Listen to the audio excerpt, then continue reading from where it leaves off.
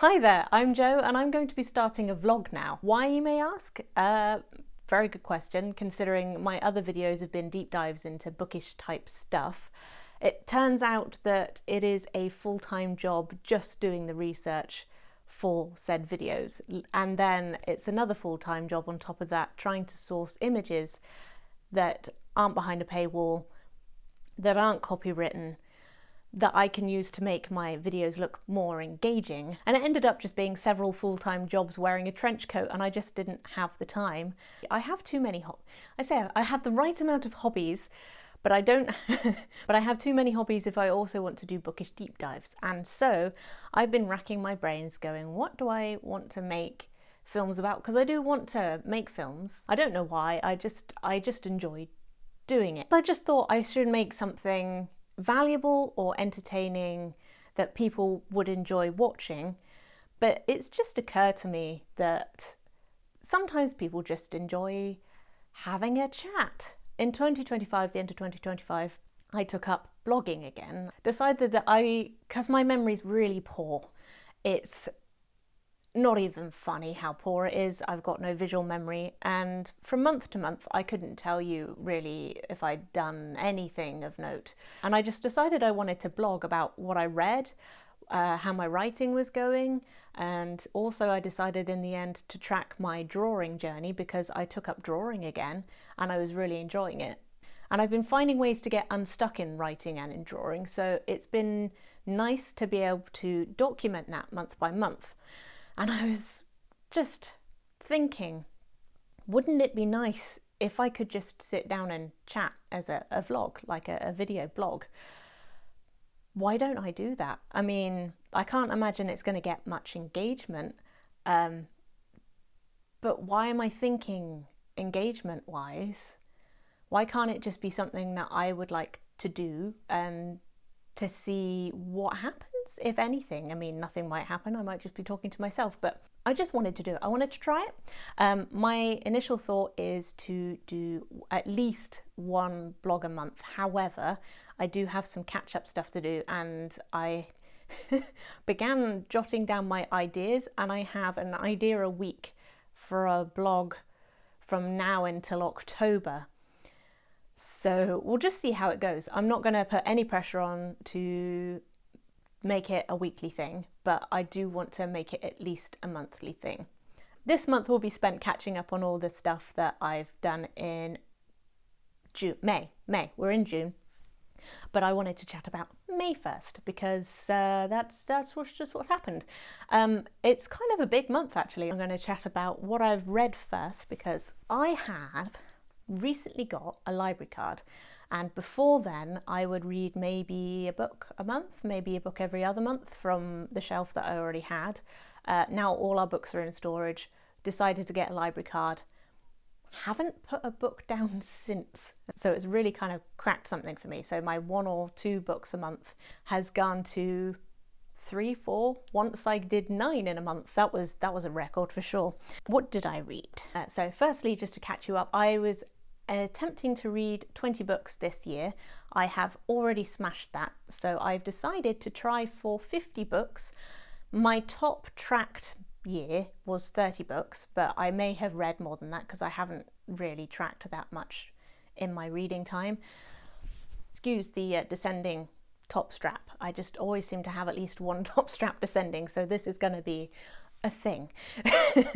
Anyway, I decided that I wanted to read 20 books this year. I tried to read 20 books last year. I got to 22, and basically the only reason I set a goal was because I was curious as to how much I was actually reading, and I thought 20 books was a nice achievable number. And then I got a library card and I've already hit that, so hurrah for me. I've decided now to try and up my goal to 50. Maybe I'll get to 40 depending on how big the books are that I'm going to be reading, which I decided to listen to Lord of the Rings. Anyway, in reading in May, I listened to Austin McConnell do a rendition of The Masque of the Red Death by Edgar Allan Poe, and he acted it really well. It was just him sitting there reading, but acting it out as he was reading. All that happened was different camera angles and lighting effects, and it was really effective. So I recommend you go and listen to that.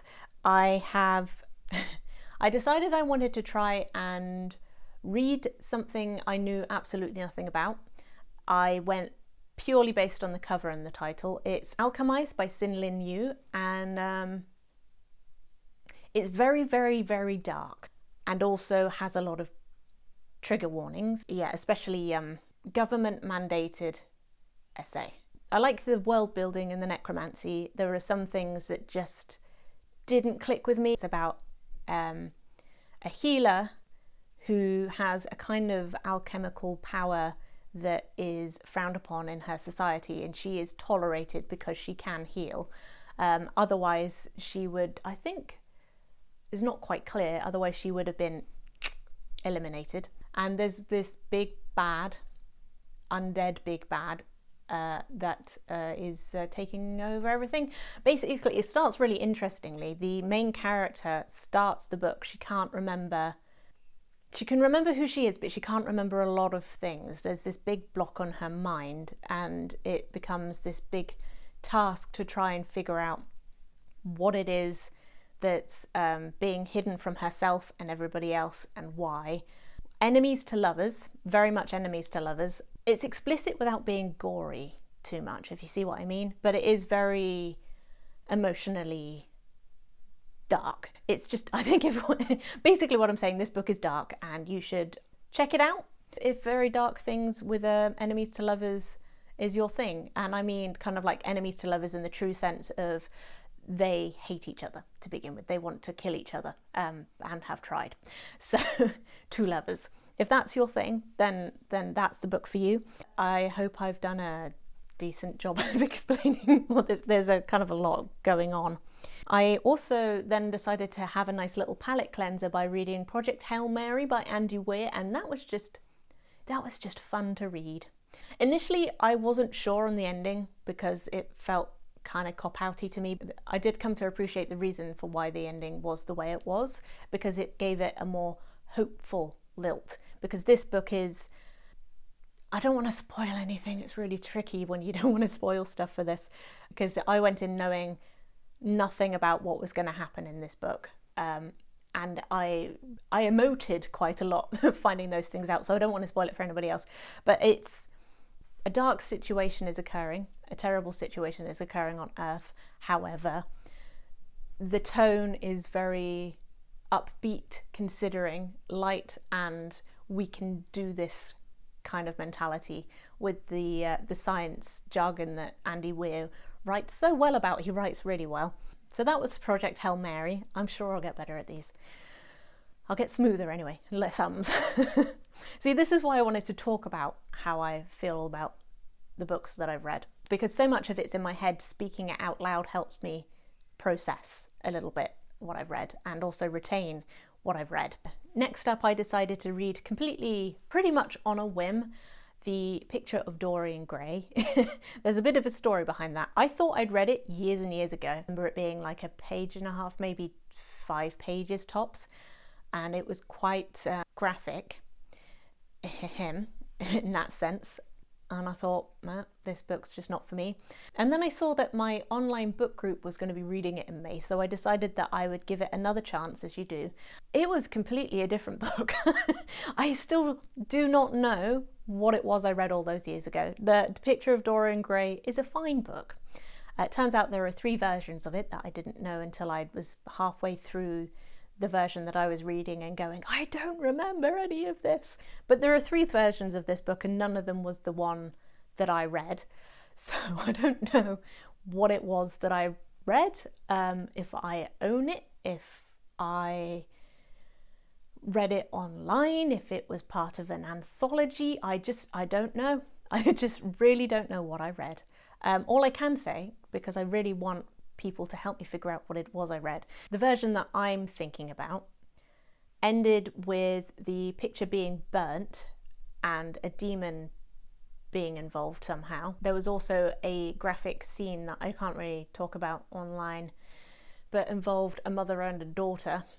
And those are the 2 things that I really remember of that book, short story, whatever it was I read.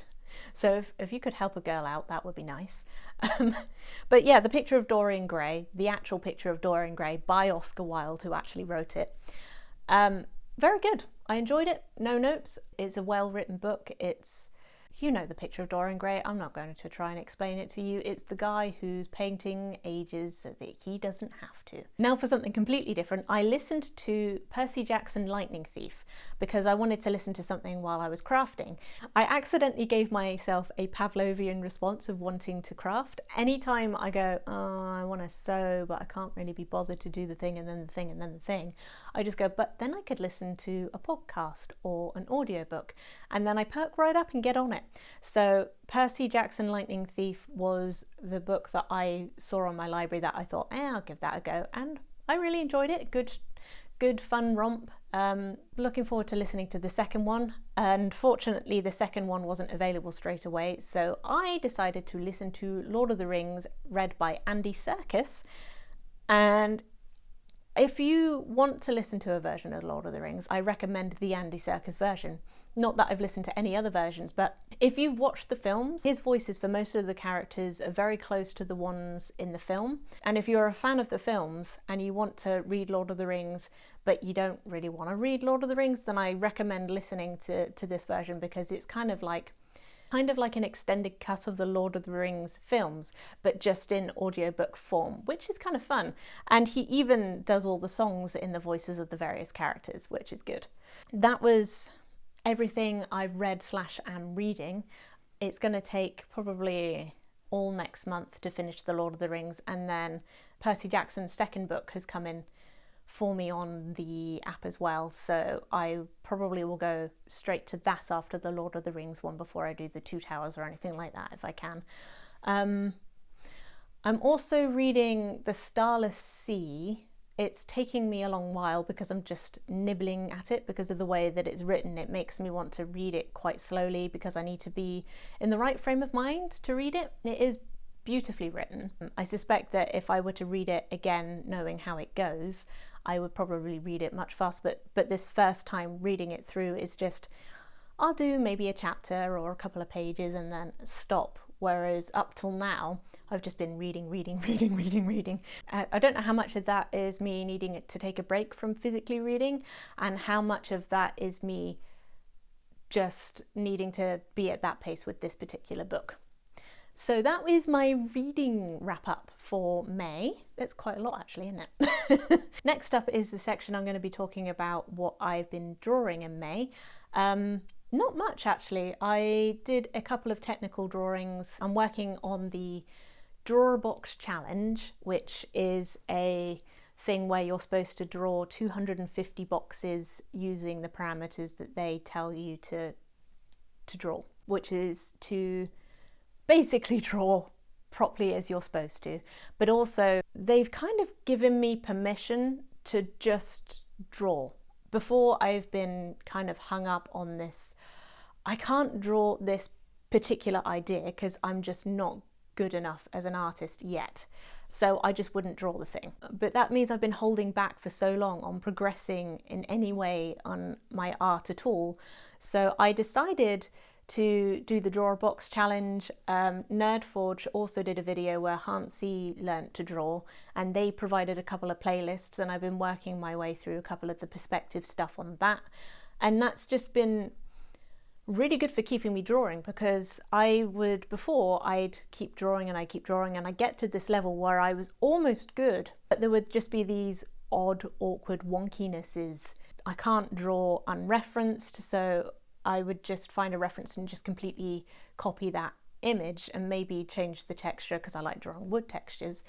But I'm not posing anything, I'm not doing backgrounds, and I just felt stuck, and I felt stuck for a long time. I would maybe draw for a couple of months and then give up for a couple of months or a year or so, and then get back to it the following year when the bug hit me, and then I get to the same point where I get stuck again. So I feel like I've got unstuck now because I've just given myself permission to absolutely suck.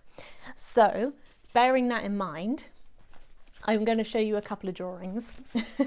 This is a standard I can draw to when I'm using a reference. Obviously the texture is mine, but the pose, the animal was taken from a photo, right? And then I decided to take the training wheels off and draw from memory. And considering I can't visualize, you can imagine how well that went. Well, prepare yourself. Right, yeah? You ready? Ready? That's supposed to be Susan Death with The Death of Rats and Quoth the Raven. As part of my reading challenge this year, I wanted to create something inspired by a book. Yeah, it's very much given draw the horse from the front. So with that bearing in mind, this was my unreferenced drawing this month. I did another one in the end. Oh yes, I had a really nice evening. I decided to sit outside. It was been a really, really hot day, and the evening hit and the breeze was cooling, not cool, but cooling. And I sat outside and I listened to Andy Serkis reading Lord of the Rings, and I decided to draw an ent. And I think that's gonna be one of my favourite drawing memories. Full stop, actually. So yeah, that's been my drawing journey this month. As for crafting and sewing, I didn't do any because I started writing again. It's been months and months and months and months since I've been able to write anything, because I had something stressful in my life pop up and it just took over my brain in a way that meant that I could not have room for anything else. But halfway through May, it cleared and I just literally felt the writing gears just going tick, tick, tick, tick, tick, tick, tick. So I've started writing again, which is really nice. And although I have started writing, I haven't written that much because I decided to go back to the beginning of my book and edit it from the beginning to figure out, or just try and remember what the vibes of the story were, what the cadence of the writing was. And there are some things that I wanted to change. But also, because I've been working on this story for such a long time, I had notes everywhere, all over my computer, and I decided that I wanted them in one place, because a lot of frustration for me in writing was that I would need to look something up. Because I have a poor memory, I forget quite a lot of just the finicky details of my story, and I need to figure out what was this name, what was this food, which is this place, what is this event called, and just trying to find out where, which document that was in, which heading it was in. I tried putting it all into Excel before and it hadn't worked. I tried putting it into Word documents and that ended up getting split into lots of different things. And now I'm using numbers on Mac, and I have it laid out in a way that just seems to be working for me right now. It might be that it's working better because I have more information as I've been writing more. So it's just easier to know what categories I need. So it probably wasn't an Excel failing. It was me not having enough information about my story failing, if you see what I mean, and not knowing what categories I needed to have for this particular book. Have that now, really useful. I also got swayed for a lot of people saying, oh, you need to have character sheets and this and that and the other thing, and it was knowing how much information was too much information as well. So getting the basics of what I needed sorted to where I need it so I can reference it easier it's been a big game change for me. It's been good. As a result of the fact that I've been writing again, and the big stress, and the fact that I've been reading more, probably because of the big stress, and also the library card, so that's helped. I haven't actually created anything in May. I'm hoping in June I want to create some summer clothes, because I really need some summer clothes. I'm waiting on some elastic. I've made some patterns from some of my favourite summer clothes that are falling apart but fit me really well, and that are really comfortable.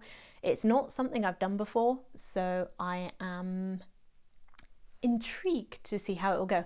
But to give you an example of the kind of things that I craft, I have made these. This one's for sale on Etsy, but this is a extra large craft roll that fits all my watercolor pencils in, and I've got my watercolors in here, and there's also under the flap I've got secondary pocketses that fit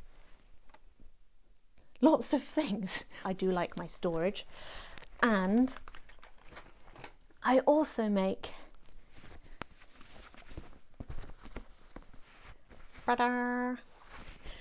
this flap can fit a Kindle, and these flaps are just basically good for pens, pencils, whatever you need. Also selling on Etsy, but I have an Etsy shop, so I have been neglecting it, what with one thing and another so far, but I'm hoping to get back to that shortly once I've made my summer clothes, because I really desperately need summer clothes if we're going to have 30-degree heat and no air conditioning. I know that was a lot of things. I hope you enjoyed just listening to me chat about my creative stuff. I would love to hear from you about anything that you're making or are excited about making, or if you're stuck on a project and you don't know where to go for it. Feel free to put that in the comments, and maybe somebody will be able to come along and go, maybe you should try X, or maybe you should watch this, and this will help you get unstuck. Or maybe you're wanting to start something new and you're a bit intimidated by the thought of starting. I would like to give you some advice. Start with the smallest thing that you can do to get started, whether that's just getting some paper, getting a pen, getting a needle if you're sewing, and some material, and just start with the smallest thing that you can do to get started, to see if you like it, and then you can progress from there. But basically I want this vlog to be a nice, chatty, creative space. That's my only aim and goal, is to create somewhere just to hang out and chat about reading and writing and crafts of any kind. That is my goal, my dream. So I hope you have a lovely day. I hope you enjoyed listening to me chat about the things that I'm making, and I shall see you in the next vlog video thing. Bye.